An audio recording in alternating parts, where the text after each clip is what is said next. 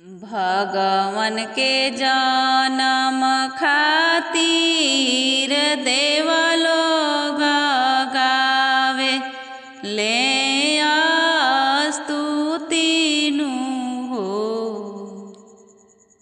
भगवन के जनम खातिर देवलोग गावे ले स्तुतिनु हो। ए भगवान धरती पर लीना जानम मात धरतीयकु लाइल बाड़ी हो। ए भगवान धरती पर लीना जानम मात धरतीयकु लाइल बाड़ी हो। रावण के बस में सब देवलोग मुक्त कराइनु हो। रावण के बस में सब देवलोग मुक्त कराइनु हो। ए ललना ऋषि मुनि जोहत बाड़े बटिया गावत बाड़े भजनियानु हो। ए ललना ऋषि मुनि जोहत बाड़े बटिया गावत बाड़े भजनियानु हो। ए भगवान जल्दी से लीना जा नामवा वसुधा के उद्धार करिहु।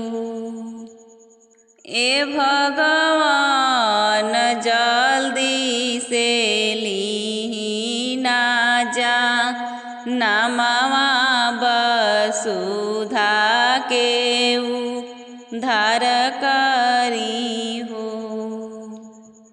देवलोग के वचन सुनी भगवान अयोध्या में जन्म लिहनी हो।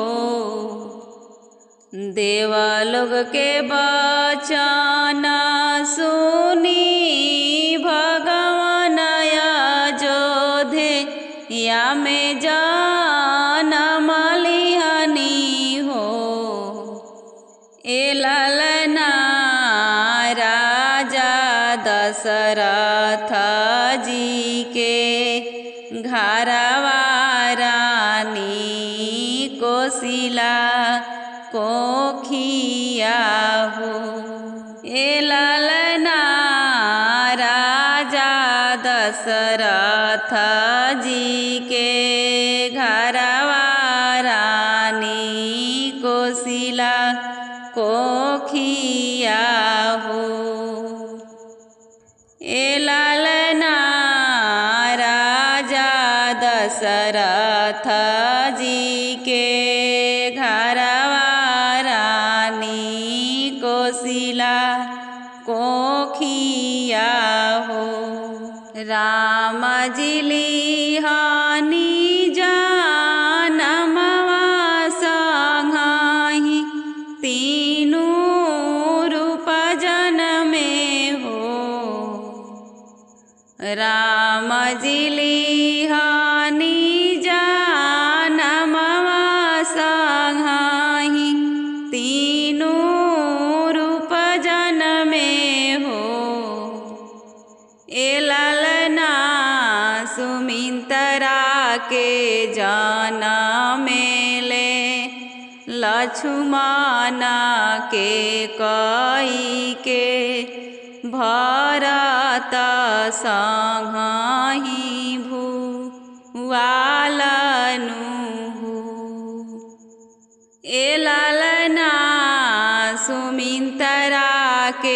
जनमेले लक्ष्मण के कई के भरत संगहि भुआलनु। अयोध्या में बाजेला बधैया महल उठे सोहर हो। अयोध्या में बाजेला बधैया महल उठे सोहर हो। ए ललना रानी सब लुटावेली मोहरिया त राजा धेनु गैयानु हो। ए ललना रानी सब लुटावेली मोहरिया त राजा धेनु गैयानु हो। जेकरा जवाना ने इच्छा भइल उहे ने गले गइल हो। जेकरा जवाना ने इच्छा भइल उहे ने गले गइल हो। ए ललना अयोध्या में बाजेला बधैया अयोध्या जोर भइले हो। ए ललना अयोध्या में बाजेला बधैया अयोध्या